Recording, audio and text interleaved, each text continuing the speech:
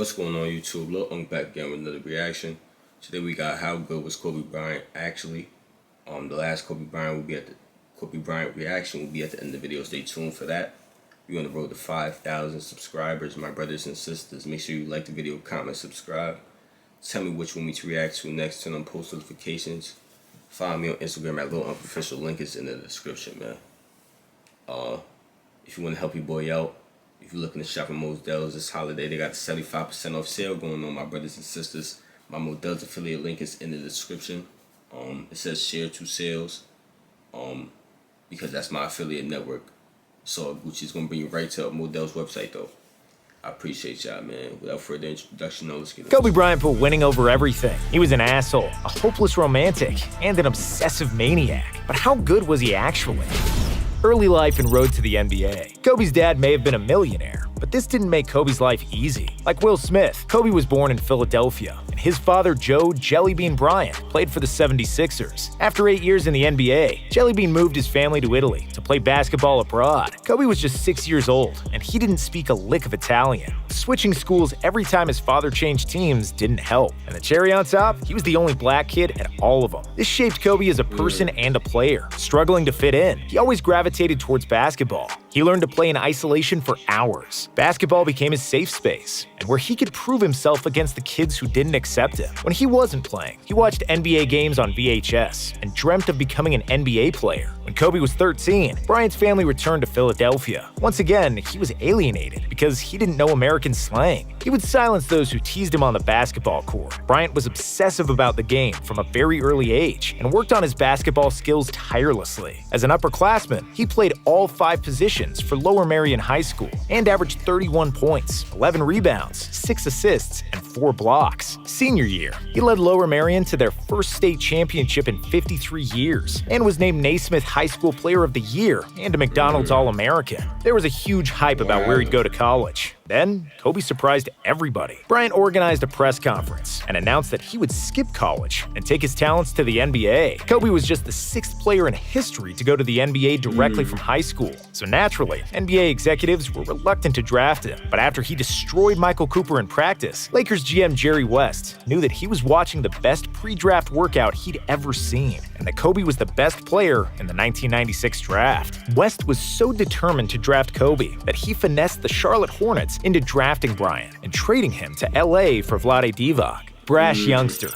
I'm Kobe Bryant, and I'm not going to get punked by anybody. That was the first thing Kobe said at his first training camp practice. He let the other Lakers know he's no ordinary rookie. Even as a skinny young kid, Kobe was fearless from the get-go, relentless in every practice and every game. Kobe entered the 1997 Slam Dunk Contest and won. His teammates lovingly called him Showboat, but it wasn't all good. In his first playoff series, Bryant famously shot 4 air balls in overtime against Utah. By his second season, he was already averaging 15 points per game. He even became the youngest All-Star starter in NBA history, but didn't start on his own team. His most memorable moments from '98 were playing against Black Jesus. MJ was impressed by Kobe on how he would unapologetically ask for advice and wasn't starstruck by Jordan. Kobe went on to finish second in the 6th Man of the Year voting, but come playoffs, the Lakers would repeat history and lose to Utah. In 1999, Kobe finally became a permanent starter and averaged 20 points per game, though this wouldn't stop the Lakers from getting swept in the playoffs. The Lake Show knew something had to change, so they appointed Phil Jackson as the new head coach. Laker Dynasty. In 1998, Shaq and Kobe had their first fight, and O'Neal nearly decapitated Bryant. However, Phil Jackson was called the Zen Master for a reason. He challenged O'Neal to get into the best shape of his life, and Shaq dominated like never before. Kobe was an all-star, averaging 22, 6, and 5, and the Lakers were firing on all cylinders. They went on to win 67 games in the regular season, which was the 5th best result in NBA history. Shaq won the MVP trophy. Kobe was named to the All-NBA second team, and was the youngest player ever to be selected in the All-Defense first team. But once again, playoffs were no cakewalk for the Lakers. It was the 4th quarter of Game 7 in the Western Finals, and the Lakers were losing by 15 against Portland. Everyone thought it was the end for the Lakers, until Kobe and Shaq powered one of the best comebacks in NBA history. Bryant was phenomenal in the clutch. with his crossover on Scottie Pippen, and the alley-oop to Shaq clinched the game and the series. But their work wasn't finished. They still had the finals against the Pacers, and in Game 2, it happened. Jalen Rose had deliberately put his feet under Kobe in Game 2 and twisted his ankle. Bryant was forced to miss Game 3, and Indiana comfortably won that game. What the Pacers didn't realize is Kobe is one resilient SOB. He returned in Game 4 with a vengeance. When Shaq got ejected, Kobe put the team on his shoulders and carried them to a win. The Lakers would break the Pacers in 6 games, and Kobe jumped in Shaq's arms to celebrate their first ever title together. However, things never stayed good for long between Shaq and Kobe. After the first title, Shaq was content. So content, he spent his summer eating burgers and drinking pina coladas. Kobe, on the other hand, spent the summer in the gym. So when he had seen Shaq in the preseason out of shape, Kobe lost his mind, and their feud started again. But Shaq's laziness gave Kobe more opportunities to dominate. Bryant averaged a career-high 28.5 points per game. And thankfully, once the playoffs came, Shaq was the athletic beast he was the year before, and the Lakers were unstoppable. They swept all 3 series in the Western Conference. Who would stop them from doing the same in the finals? Well, he was small, but he was a problem. His name was Allen Iverson. AI mercilessly dropped 48 in the Staples Center, stepped over Tyronn Lue, and won Game 1 for the Sixers. But Shaq and Kobe took AI's disrespect personally, and they couldn't let that slide. The Lakers came back and won the next 4 games to clinch their second consecutive title. Their 15-1 playoff run was the best in history, until 2017, when the Warriors went 16-1. In 2002, Kobe led the Lakers in assists, and he averaged 25 per game. Mamba made the first All-NBA team for the first time in his career, plus the first team All-Defense. He also won the All-Star Game MVP, and the Lakers continued to dominate the opposition until they reached the conference finals in the Sacramento Kings. The Kings were the best team throughout the season, and Chris Webber was playing at the MVP level. The Kings took a 3-2 lead in the series, and to be honest, they would have probably won Game 6 too, had it not been for one of the worst refereeing jobs in NBA history. The refs stole that win for the Lakers, but LA won Game 7 fair and square. In the finals, they quickly dismantled the Nets in 4 games. Shaq was the finals MVP for the 3rd time in a row, and Kobe became the youngest player ever with 3 championships. Fallout with Shaq. After Wanted full-time fans must be enthusiastic problem solvers, possess strong community. Him and Shaq for the dynamic duo I'm seeing, man. Word. It was a little rocky off the court, but man, it worked on the court. Kobe was one of the best offensive players in the game. He knew when to shoot and when to pass. The problem was, sometimes he didn't want to pass. Kobe, being one of the best perimeter defenders in the NBA, always guarded the best opposing guard in the clutch. He understood the game tactically. He had all the moves and counter moves. In 2003, he dropped 55 on Jordan. He averaged over 32 points in the playoffs, but the Spurs were too strong that year. The only thing that Kobe had not fully mastered was emotional intelligence and being a leader. In 2004, his beef with Shaq became unbearable. Both Shaq and Kobe acted childishly, but Kobe did Shaq dirty after discussing Shaq's marriage with the media.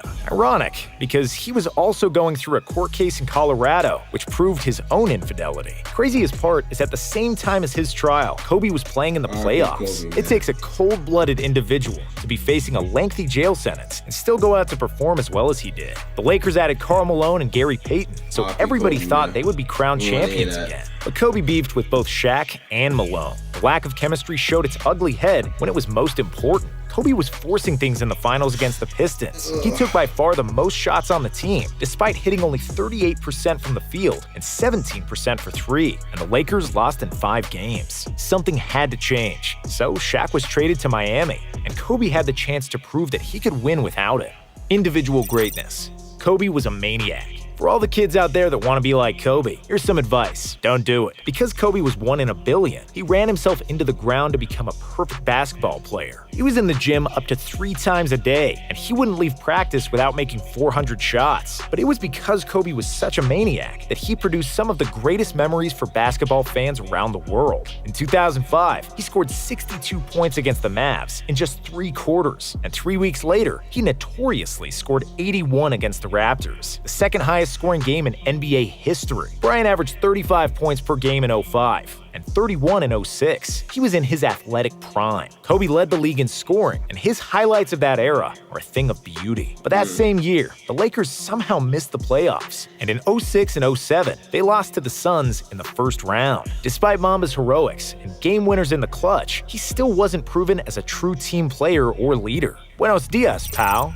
Kobe's selfishness almost got him traded to Detroit during the 2007-2008 season, but that fell through, and instead, the Lakers traded for Pau Gasol, one of the best European players ever. With the additions of Gasol, Trevor Ariza, and the emergence of Andrew Bynum, the Lakers finally became championship contenders again. LA clinched the #1 seed, and Mamba was named the regular season MVP. They dominated the West and made it to the finals against the Boston Celtics. With Tom Thibodeau, a defensive mastermind, and his revolutionary ice defense, the Celtics would load up defenders on Kobe in the finals, forcing Bryant to get rid of the ball or take tough shots against multiple defenders. Kobe was the best player in the world at the time, but Boston had a better team that season, and the Celtics won in 6 games. After winning the 2008 Olympics with Team USA against Spain, Kobe left the gold medal in front of Pau Gasol's locker to rile him up for the season. He needed Pau to be aggressive. He played similar tricks on other teammates, and was finally learning to be a leader. Kobe took it upon himself to hang out socially and bond with his teammates to learn what made them tick. He now knew he couldn't win the title by himself. In 2009, Bryant was playing the best and most mature basketball of his life. He led the Lakers to win the championship and earned the Finals MVP award. In 2010,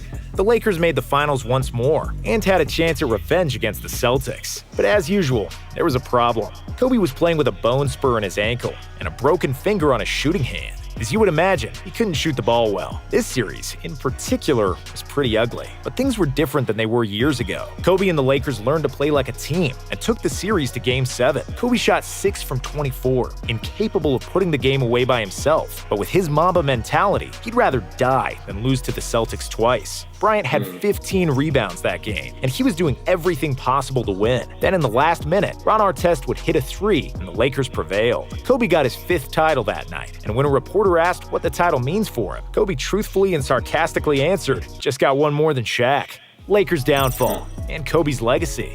In 2011 and 2012, Kobe was still his usual self, scoring and trying to win the title at any cost. But the Lakers were once again struggling. So in 2013, they traded for Dwight Howard, and Howard was a terrible fit. It was obvious that Kobe's better fucking box head. They traded for Dwight Howard, and Howard was a terrible fit. It was obvious that Kobe's athleticism was slowly fading. Then, as if things weren't already bad enough, it happened. Kobe snapped his Achilles, the most devastating injury in basketball. Kobe made his 2 free throws and walked himself off the court like a boss. Frustrated, he cried in the locker room, but he was still determined to come back stronger. Thing is, even with the Mamba mentality, after the Achilles came the knee injury. After the knee, it was the shoulder. Kobe was getting older, and in 2016, it was obvious that he couldn't do it anymore. Everything was hurting. That's when Kobe wrote Dear Basketball, his love letter to the sport. It was the best retirement announcement in the history of sports. He opened a door into his beautiful and deep personality, which only a few people knew existed. Kobe had finally let his guard down for the first time in his life. He was no longer an asshole. He was kind. He was jovial. He was giving. The whole NBA gave him a retirement tour and honored his legacy to the game of basketball. Bryant sucked for the majority of that season. I think he dunked the ball maybe once that year. But in the final game of his career, against an opponent who was fighting for a playoff spot, Kobe played one of the best games of his career. This mother effer dropped 60. He literally made every shot in the clutch, with almost no lift in his legs. And just like Jordan inspired him, he became an inspiration to millions of kids around the world who would all yell, "Kobe," while throwing their homework in the trash. For real though, I'm telling you, that's what we say when we shoot. To that one, remember, I think it was, who said it? Danger P. I think he's talking about, say, when you say LeBron, you definitely gonna miss. No one say LeBron, we say Kobe. R.P. fucking Kobe, man. But if y'all enjoyed this Kobe Bryant reaction, man, make sure you click that last Kobe Bryant reaction on your screen right now, man. We're on the road to 5,000 subscribers. My brothers and sisters, make sure you like the video, comment, subscribe. Turn on post notifications. Follow me on Instagram at LowUncOfficial, link in the description. Want to help your boy out? Shop at Models. Use my link in the description, man. And we out here.